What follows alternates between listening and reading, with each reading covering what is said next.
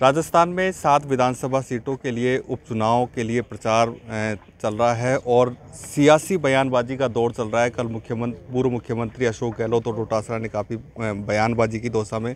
Sir, Gehlot साहब का एक बयान था कि आप नॉन इशू को इशू बना लेते हो। आप ये बताओ, शंभू पुजारी की हत्या हुई थी, 3-4 दिन तक हम थाने पे सबको लेके बैठे रहे, हत्यारों को गिरफ्तार कराने और मंदिर माफी की ज़मीन को छुड़ाने। जब न्याय नहीं दिया तो उस डेड बॉडी को ले जाके हमने गहलोत साहब के घर के सामने रख दिया। तो क्या नॉन इशू था? थानेदारों का पेपर लीक हुआ, आज 50 थानेदार जेल में है, क्या वो नॉन इशू था? ईओ की भर्ती रद्द हुई है, रीट की भर्ती रद्द हुई, उसका हमने आंदोलन किया, क्या वो नॉन इशू था? आमागढ़ पे सनातनी धर्म झंडा फाड़ दिया और महादेव की मूर्ति तोड़ दी, उस पर हमने आंदोलन किया था, वो नॉन इशू था? सब इशू ही इशू। भ्रष्टाचार, डीओआईटी में भ्रष्टाचार हुआ। आपको पता है, कभी भी देश के किसी शासन सचिवालय में अलमेरा से पैसा और सोना नहीं निकला होगा जो गहलोत के समय निकला। उसको तो हम इशू बनाएंगे और इशू बनाए, जिसके कारण उनके दर्द है सत्ता से बाहर हो गए। डोटासरा जी का एक आरोप था कि पत्थर तोड़ने वाला है डीसी बैरवा, और आपने बयान दिया था कि तो आपके बिल्कुल बगल में रहता है। पहाड़ कहाँ हैं जीरो तक आसपास? बताओ, दूर दूर तक। मेरे तो घर के ऊपर सिर के पहाड़ है, और मैं सही कह रहा हूँ, मैं गुमराह करने के लिए नहीं कह रहा। हमने दोनों भाइयों ने मजदूरी की है और पत्थर तोड़ के गिट्टी बेच के पढ़ाई की है। मैंने असलियत में जो है, हमने, हमारे पूरे परिवार ने, हम तो बड़े गरीबी से उठे हैं और मजदूरी करके पढ़े, तो हमने पत्थर तोड़े। अगर वो का एक भी प्रमाण मिल जाए उनके कैंडिडेट का पत्थर तोड़ने का, तो मैं राजनीति छोड़ दूँ। उन्होंने समाजों को तोड़ा है उनके कैंडिडेट ने।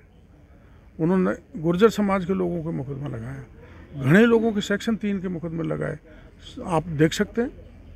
और उनका जिस ढंग का, मैं व्यक्तिगत चरित्र के बारे में कुछ नहीं कहना चाहता, उनकी व्यक्तिगत लाइफ को कैसे भी जिए, पर वो पत्थर तोड़ने वाला नहीं है, वो लोगों के दिल तोड़ने वाला कैंडिडेट इन्होंने दिया है। रघु शर्मा और डोटासरा ने कहा कि आप 3 महीने से एक तरीके से मुख्यमंत्री बदलने की कोशिश कर रहे थे। 13 विधायक आपके साथ है, ये 14वां जीत गए तो आप मुख्यमंत्री की पर्ची बदल जाएगी। क्या है उनके पास इस कहने के अलावा?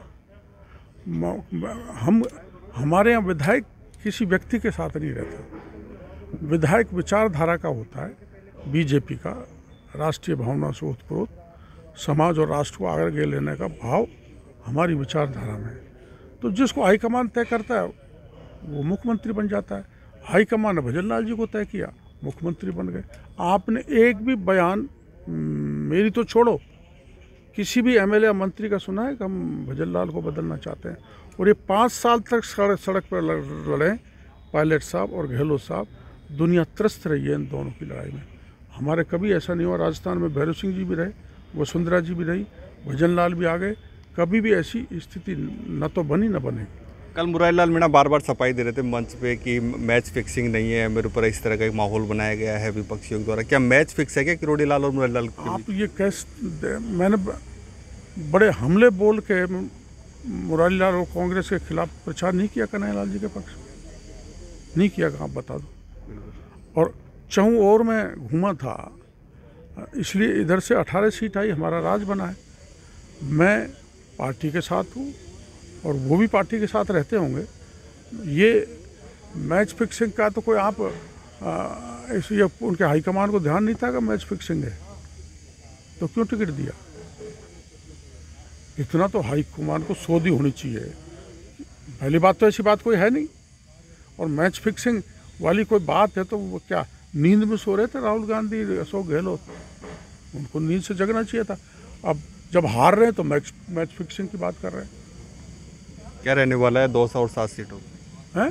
क्या रहने वाला है? तो जनता बताएगी, हमें भरोसा है जनता हमको भरपूर आशीर्वाद देगी। ये थे कैबिनेट मंत्री किरोड़ी लाल मीणा। इन्होंने कांग्रेस के नेताओं के एक हमले का जवाब दिया है और अपनी बात रखी है, और साथ ही कहा है कि दौसा सहित 7 सीटों पर भारतीय जनता पार्टी जीतेगी।